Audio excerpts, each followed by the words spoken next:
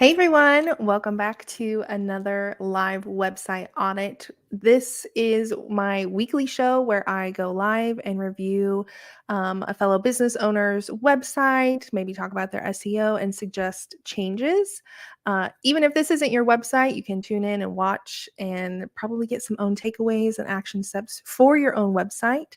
So today I am looking at the CEO Collective, which is run by Rachel. And you can see her right there in that video. So let's dive in. I think overall, this website is very clean. It's fairly consistent. Um, and so there are just like little changes that I want to suggest from a consistency standpoint, from a design standpoint. And we'll also talk a little bit about SEO. So the first thing is this first section right here. This is a lot of text. Like as soon as I pulled up the website, I was like, I want this headline to be a little bit larger, not obnoxiously large, but a little bit larger so it stands out, because right now this feels all very similar and nothing is really standing out. So I'm just kind of like, here's a big wall of text that I don't want to read. So I would maybe reduce some of this text as just a little bit, if you can remove some words, and then enlarge this heading maybe like by 5 to 7 like points. Nothing too over the top. Love the social proof.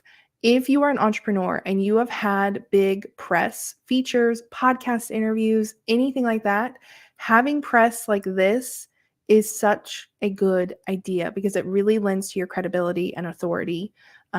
So highly recommend this. And she did a great job of just including like a handful and not, this wall of press. If you have an about page or a press page, all of your logos can go there, but we just need kind of the top or most notable ones here. Then we have some more text. The spacing between this line, this is very nitpicky, but I am a web designer. These are the things that I notice. This, I would just reduce the spacing between these two lines a tad bit because it just feels a tiny bit too wide. The explore the collective and get the resources. I think these calls to action could be a little bit more specific or clear. Because explore the collective, I am like, well, I'm already on the collective. Like, this is the CEO collective. So what am I exploring? So it might be like explore the membership, the group program, or like see what's inside, something more specific. And then resources, like get, I would say maybe like the free resources or free business resources, something like that. Love this little call to action for the podcast. Very clean.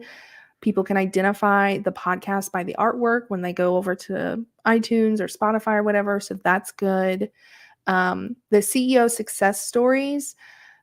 I could click to watch the video, but I'd also like to see some text here, like under each one. If you could put, whatever little snippet that makes sense, like 15% growth or doubled revenue or something like that, that would be a little more intriguing and enticing rather than like, okay, so I have to sit here and watch 4 videos.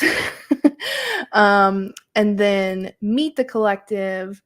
I'm just looking to see where this goes. That goes to the success stories page, I figured. I just want to make sure because I'm like, meet the collective. Are we talking about going to the sales page or what? So I would kind of tweak this also to say something like, see more transformations or read the results or something kind of like that. And then here we have a little bit about Rachel Cook. Here's the owner, some more social proof, who's this kind of for, that kind of thing. Nice picture of you. So I like this. This does feel kind of like a lot of text again. I might bold something in here, like maybe this line, bold that. I would probably remove the like has been featured in and because we've already seen those logos, so this feels a little redundant. So I would say if you could shorten that to like her work has been featured in, you know, 20 plus publications or something like to that effect to shorten that since this does feel like a lot of text right here. And then the footer, nice. We have the logo, some quick links. I think that's all a good idea. So just some tweaks here. Now I want to hop over to the about page. So this is really about like the team and a little bit more about the business and that kind of thing. What I noticed on this page is some of the font consistency. Again, this is really nitpicky. Font consistency might not, be a direct correlation to sales or conversions, but it just helps with that kind of professional look and feel. And they're just those little details that add up because over time, the more little details that don't match up, pretty soon you have an entire website that that doesn't feel cohesive. Um, so like this, I like that we see that. I don't know who Maureen though is though. So like I would put like member or something because I'm like, is Maureen one of these ladies? Like I'm kind of a little confused about like who's in the picture. Is this the current members? Are these the coaches? Like, so who's Maureen? Some clarity there would probably be good. Love this kind of like in action shot of like, here's the retreat. Um, and then here's where some of the font consistency, it's the font sizing that's um, a little inconsistent. I love though the hype ma'ams. I love that. Um, have a little icon. I think I've seen this on a few other pages when I was looking before. Love anytime we can add some more visual icons because that just gives some more visual interest. I didn't really see any of these on the homepage though. Not that they have to be, 5 on every single page, but maybe if there's a spot to add like 1 or 2 on the homepage, just to like tie in another visual element between each page. So then we see we start to see the team, but we go from meet the team and then what our members are saying. And so this feels like out of place. So I would probably switch this. So what our members are saying is above and then meet the team. Because it's like, meet the team. Wait, here's something from a member. So it feels a little disconnected. Then we have photos, titles, a little blurb. I don't really love this blue box right here. I would probably just turn this to white, maybe a blue outline, or something to that effect. Uh, that's a very, like, again, nitpicky thing, but the bar feels a little out of place.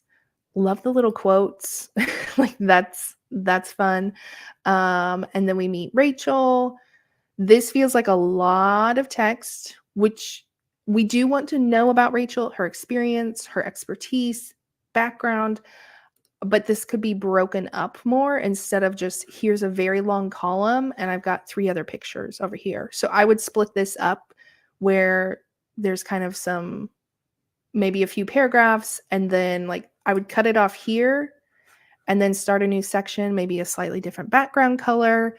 Maybe this picture is full width or, filling up half of the section and then the text on the other half, just so it's not this wall of text that we're looking at. And then again, here we have like the we believe. This I think could definitely use some visual icons or put this text, each value into its own like background colored box or something like that. Because again, it's just like, here's a bunch of text. And I'm just, again, for font size consistency, like this text size and then this, like this feels, the title of each value feels larger than the names up here. So just wanting to be kind of consistent when we have these kind of subheadings throughout a page. Philosophy, I don't love that this is centered because center text is always harder to read. That's why books, textbooks, newspapers, website articles, everything is left aligned because it is literally easier for our brain to read. Um, it's fine when it's just one line or even this one line. Um, like this right here is probably the most that I would keep centered line. And then after that, I typically move things into columns or left align things, that kind of thing. So I would adjust this. I think this potentially could maybe have some icons. It might be too much with if you have icons with all of these as well. But I do think this is good info to have on the about page, so don't get rid of it. If you're a business owner and you don't have your values or philosophy, mission listed on your about page, that's good information for people to know. It doesn't always have to be like this long. I'm not saying this is too long, but don't feel like it has to be this long or that you have to have 8 values listed. Some people have 3, some people have 5, but that's good information to include on your about page. Then I want to hop over to the CEO Collective page. So I don't love when you're on a website, I don't usually recommend that pages that I'm clicking to now, like this is its own kind of page. It's go.theceocollective.com/join. And I don't have the navigation menu at the top. I know it's common practice. You hear like landing pages should not have any other links. It should be like, this is the only thing. But when I typically apply that to opt-in pages, or if you're like using Thrivecart for a pop-up sales page, but this is part of your website. It is, I mean, the main offer that you have. And so I want people to still be able to navigate to other pages without having to go click the back button. So I would recommend keeping this integrated into the website without losing the navigation bar. Um, I would also don't love this like overlay because this is a tiny bit hard to read. And I'd rather just see some smiling faces a little bit more clear. So I would probably do a side by side layout here. Here we see some visual icons, some stats. I love that. This big image I think could be shorter, or maybe have like a quick headline on it, tagline like this. It's not about money, it's about making more impact. I could see that on top of this if there's an overlay on the image so that we can still read the text easily. um, then we have, we're just going through what's included, all these kinds of things. Love that there's some variation between we have this kind of cream color. Now we go to blue. There's 3 columns with arrows. So this is good. So it's variation, which keeps people engaged.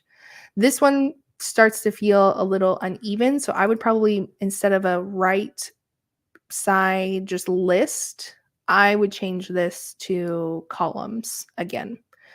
And then this one really starts to feel long. So I would maybe do this as an accordion, which is that collapsible, like click to expand.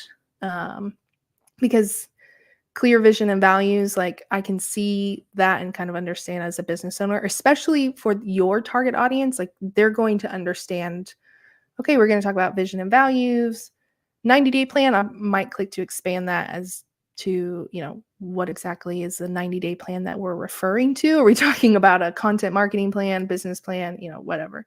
But for the level of business owners that you're working with, they're going to know kind of what this is, and they might just click to expand if they're very curious. Love a video explanation. Videos on sales pages are always a good idea. So I love that you included this. I think this is a smart thing for business owners to include, especially if it's something that is higher priced or something that you're like, I really need to explain this vocally. Especially for coaches when you're going to be doing a lot of kind of one-on-one work. And it's, as you know, when working with a coach, you want to make sure that you jive well with that person. And so kind of seeing them on video and hearing their voice, yes, you may not get the full picture or be like, "Oh my gosh, I love her." But it gives you a little sneak peek and can help with that connection point. So always include a video if you can. Record it on Loom, do a screen record. I mean, Rachel, you can see is just up here in the corner. And if I click on this, I'm assuming it's probably um, screen share. This is pretty long, so I'd be curious if you have the analytics to see how much people are watching. I don't know if you can see that on your end to like how far into the video they're watching. Typically for videos on sales pages, I recommend under 5 minutes. So that's something to think about. Um, and then down here we have the specifics. I love when people include the specifics of like, okay, this is the time and dates that we're meeting because as you know, we all have different schedules, different lives, and I for one don't want to sign up for something if I'm like, well, I can't make any of these meetings because of X, Y, and Z, so this probably isn't a good fit for me. So that's something to think about. Um, the one thing that I want to point out is I'm not seeing a lot of buttons to sign up. And so I would add, there's one right here, join today. Um, so this is a good, like, we've scrolled a little bit, we can join, but then I don't see another one until going down here when here's the pricing. I would add another one probably like right here. Um, because we want some people might be more like ready to buy earlier on, and we don't want them to have to keep scrolling more and more to get to the button. So add it doesn't need to be in every single section. We don't need to overdo it with the buttons, but I would say every 3 to 4 sections have a button where they jump down to pricing. Um, yeah. Oh, someone has a question. You mentioned left aligning your text instead of center. How do you feel about justifying that left align text so the right end edge is in a straight line? I typically that's not even an option in website editors. Some allow it. I want to say WordPress does have that option. I don't think Squarespace or Shopify have it. I don't know off the top of my head. I typically don't like that because then the spacing can get really weird because then it's like this line, or it's like super condensed. So I typically don't recommend that. But like I said, it's not even an option sometimes, but that is a good question. But just a typical left aligning is what I would recommend. But yeah, adding more buttons so they can jump down to the pricing is a good add to the page, more buttons. And then I want to see okay, so then we just go right to signing up. So that's good. I like that. And then next, I want to quickly look at her SEO. So here are she ranks for about 200 keywords. Um, I love that one of the top ones is how to be a boss lady. Uh, because I just feel like that phrasing makes me giggle. But like working with your spouse, childcare, entrepreneur, how to work with your husband, um, model calendar, probably not the thing that people are trying to search for, what Rachel is ranking for. Passive income myth, again, calendar models. Might want to tweak that and change that because it's probably not the thing that people are working for. How to build a six-figure business. Six-figure business, another one. So ranking for several good things. So this is, another six-figure business, CEO success stories. Like this is pretty good. Obviously, there might be other terms that Rachel wants to rank for. She may be looking at this list and being like, well, that's not necessarily what I want to be ranking for. There might be additional terms, more specific terms, but looking at your SEO, understanding what exactly you are ranking for is always good, because then Rachel can go and kind of adjust some of the um, headings and keywords and SEO titles on the back end of her website, um, to kind of shift that. And so some of that might also be from the podcast, because if you aren't aware, for people watching, you can optimize your podcast. It's not just blog posts, it's not just pages, but your podcast. And you can see here that she has a little bit of a post. You can listen to it, some key things um, mentioned, and then the transcript.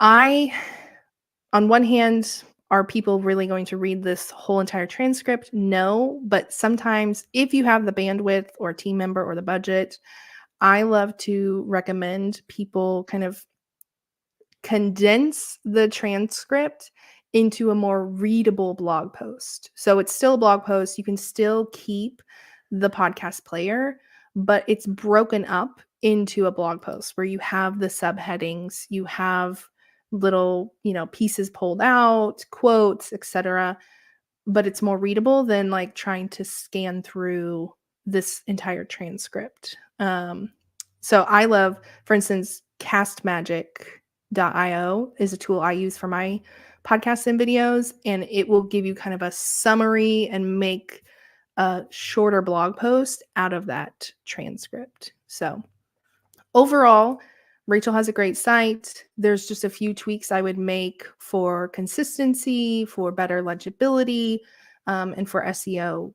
So if you are a female business owner and you want to, grow your business, definitely reach out to Rachel. Her website will be linked down in the description of this video. And thank y'all for watching. I hope this was helpful. If you have any questions about anything I mentioned, feel free to comment, even if you're watching the replay, and I will make sure to answer your questions. Otherwise, I will see y'all next week.